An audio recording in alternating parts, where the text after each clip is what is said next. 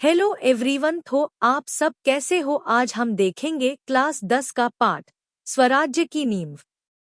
लेखक विष्णु प्रभाकर एक प्रेरणादायक एकांकी है जिसमें झांसी की रानी लक्ष्मीबाई के साहस, त्याग और दृढ़ संकल्प को बड़े प्रभावशाली ढंग से प्रस्तुत किया गया है।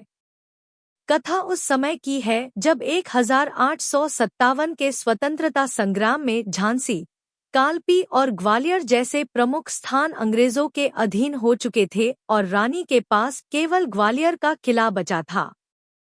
रानी देखती है कि उनकी सेना में अनुशासन का अभाव है और कई सेनानी युद्ध की तैयारी करने के बजाय विलासिता, नृत्य, संगीत और भोज में समय बर्बाद कर रहे हैं। यह स्थिति उन्हें बेहद खलती है क्योंकि वे जानती हैं कि स्वराज्य की प्राप्ति के लिए केवल शौर्य ही नहीं बल्कि त्याग, अनुशासन और एकता भी जरूरी है। रानी लक्ष्मीबाई अपने साथियों को चेतावनी देती हैं कि अंग्रेजों से लड़ाई अब टाली नहीं जा सकती। वे स्पष्ट कहती हैं कि झांसी को अंग्रेजों के हाथ में नहीं जाने देंगी, चाहे इसके लिए अपने प्राण क्यों न न्यौछावर करने पड़े। इस संघर्ष में उनके साथ जूही और मुंदर जैसे साहसी पात्र भी जुड़ते हैं जो महिलाओं की सक्रिय भागीदारी और त्याग की मिसाल पेश करते हैं। जूही, जो एक नर्तकी है, युद्ध के समय मनोरंजन से इनकार करती है और तोपखाने की जिम्मेदारी संभालने का निश्चय करती है। मुंदर भी पूरी निष्ठा के साथ रानी के साथ युद्ध में उतरने को तैयार रहती है। इसी दौरान रानी को समाचार मिलता है कि जनरल रोज की सेना ने पेशवा को हरा दिया है। रानी इसे एक चेतावनी के रूप में लेती है और कहती है कि अब पेशवा की आंखें खुल जाएंगी।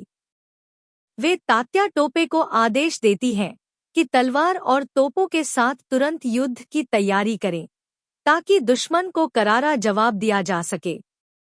इस एकांकी में बाबा गंगादास का संवाद विशेष रूप से महत्वपूर्ण है, जिसमें वे बताते हैं कि स्वराज्य की स्थापना केवल शस्त्र बल से नहीं बल्कि सेवा, तपस्या और बलिदान से संभव है।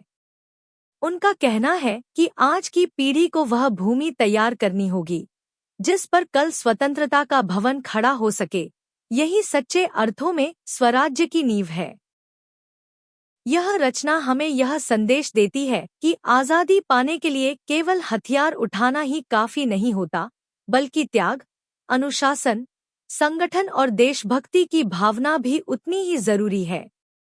साथ ही यह दिखाती है कि स्वतंत्रता संग्राम में महिलाओं ने पुरुषों के साथ कंधे से कंधा मिलाकर संघर्ष किया और अपने प्राणों की आहुति दी।